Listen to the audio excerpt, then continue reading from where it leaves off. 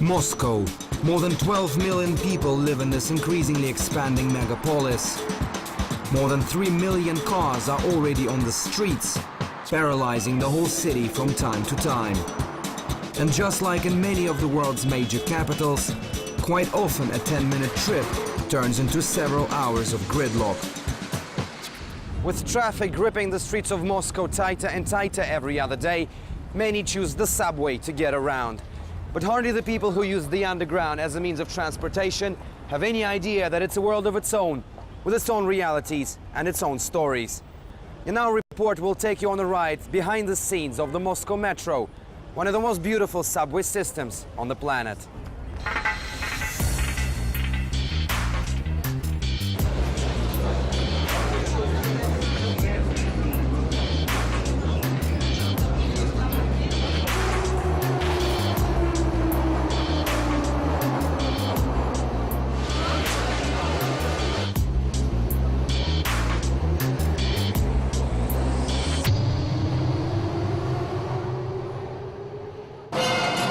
More than 170 stations, almost 300 kilometers worth of tunnels, 9 million passengers a day. Over the years, the Moscow Underground has gradually merged into one of the world's biggest urban transportation systems. However, when the first brick was laid in the 1930s, hardly anyone could imagine that within 7 decades it would become like it is now.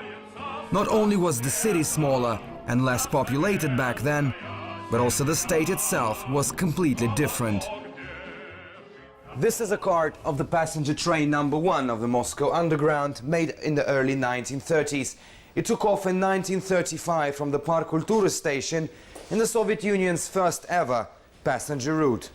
It has become a museum item, and in some respect it represents the changes which have happened in the country since those times, as it stands right next to new, modernized trains.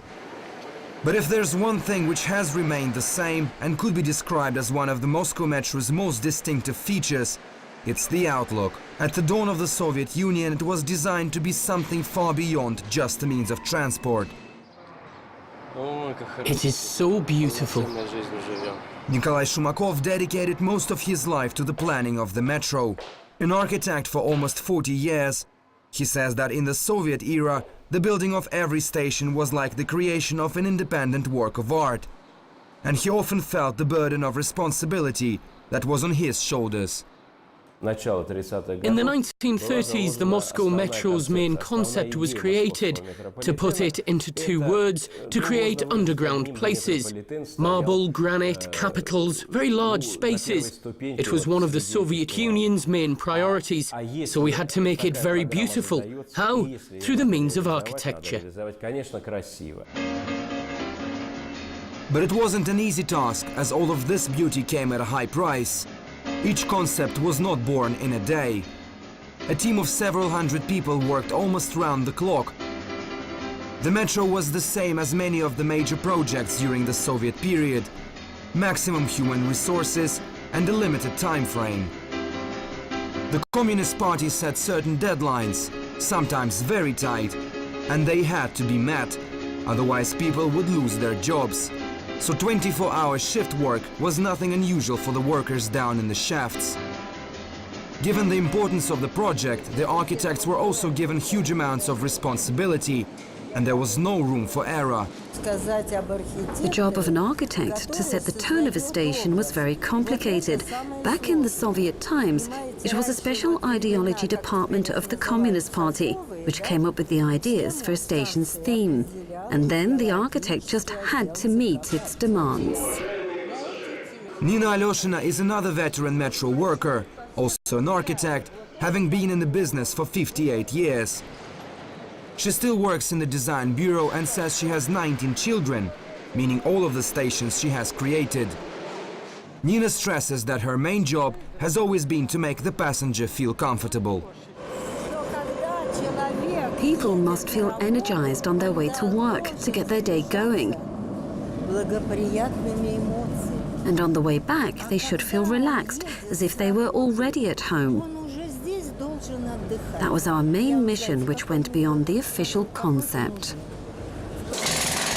More than 1,000 construction workers, miners, engineers, electricians, expeditors, architects and artists were responsible for the creation of each station. When the Soviet giant ceased to exist in the 1990s, the metro's further construction suffered a setback due to a serious lack of funds. The work was almost halted and many left to find jobs elsewhere. But not Anatoly Adadurov, who is now in his 51st year of work on the metro. We're walking down this tunnel and there's still a lot of work left to be done.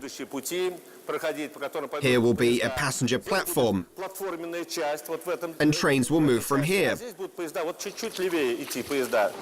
Anatoly took us almost 60 meters underground to what will soon become the 177th station in the Moscow Underground, the Dostoyevskaya. He believes that the growing number of stations alone proves that the metro is being resurrected, as in the last decade its construction has gathered pace. I still know every meter of the metro, and when I take a train out of service, I reminisce how this tunnel was built, all of the situations which happened in particular places, good and bad. Our work is hard, closed space and no sunlight. But now we have a stable salary, paid on time. Many have returned.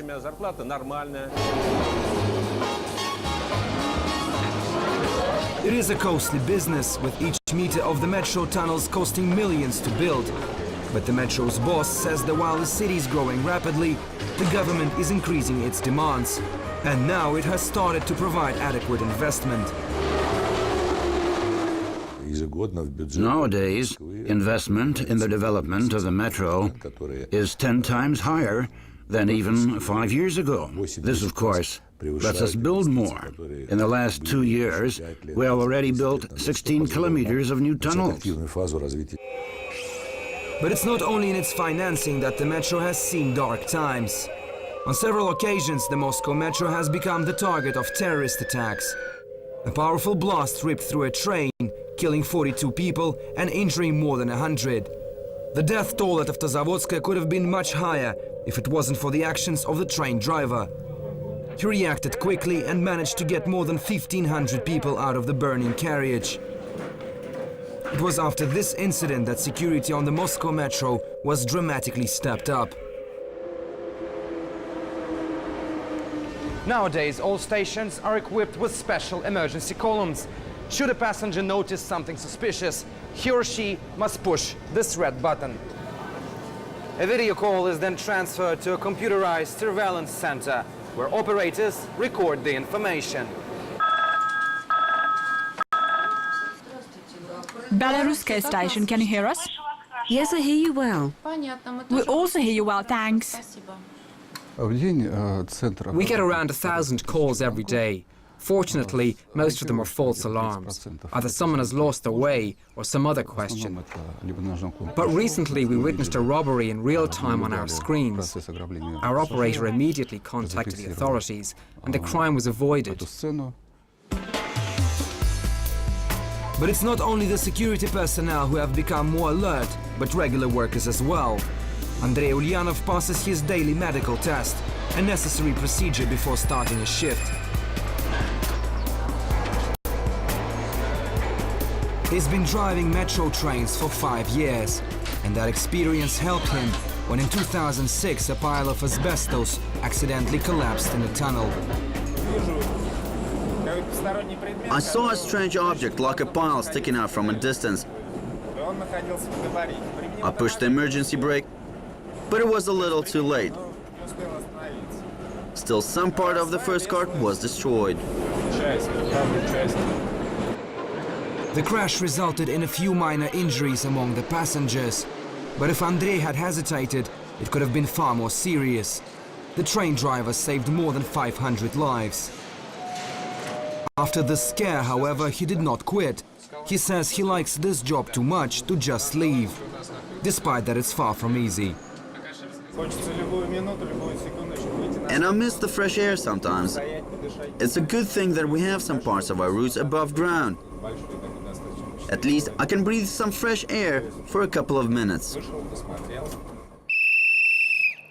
More than 30,000 people are employed by the Moscow metro. And despite that it closes at 1:30 a.m. to reopen at 5:30 a.m., the metro never sleeps. It's impossible to say whose task is harder, as every inch of the Moscow metro appears to be a thoroughly crafted entity, both in terms of its schematic and aesthetic viewpoints. Some stations of the Moscow subway look like underground museums of fine art, like the Ploshchad Revolutsy station, for instance, where bronze statues depict the people who took part in the Bolshevik Revolution. Scenes of another significant cluster of Soviet history, the Great Patriotic War, represented at the Belaruskaya station, where this monument stands to commemorate the guerrilla troops from Belarus. Or even episodes of ancient history at the Rimskaya station, where two little kids are representing the foundation of the Roman Empire. This may well be the reason why the Moscow Metro has been labeled as one of the most attractive subway systems in the world. It has become one of the Russian capital's tourist attractions. The thousands who did not have the chance to travel behind the Iron Curtain some 20 years ago come here every year. Like this tourist from Austria, fascinated by underground's interior. There have been some people living who wanted to build something to be remembered forever. And yes, these people died already, we know. And so we have a beautiful subway. However, not all Westerners are this delighted with the Moscow subway. The LA Times Moscow reporter, Megan Stack, wrote a critical article about her experiences on the metro. The reporter refused to talk about the story, but her view is shared by some passengers who feel depressed down in the subway. We turned to a psychologist for explanations. The metro has different conditions than on the ground, humidity, pressure and other things, and they affect the state of the human body. Besides, some people subconsciously feel a certain amount of discomfort about being in a closed space. That's why some feel alarmed and gloomy. But Alexander Popov would find both the article and the psychiatrist's explanation laughable. He's better known as Russos and belongs to a group of people who call themselves metro fans. They worship the beauty of the underground world and gather on internet blog communities. He likes to take pictures of the metro, believing that it's invaluable in terms of photography. Its architecture, its style, its color, its marble interior and its atmosphere, trains, passengers, movement, all of this attracts me. His love for the underworld culminated with being employed on the metro. He is now its official photographer. We met Alexander in the tunnels at Dostoevskaya station, which is still being built. He now has the access to the otherwise hidden parts of the metro.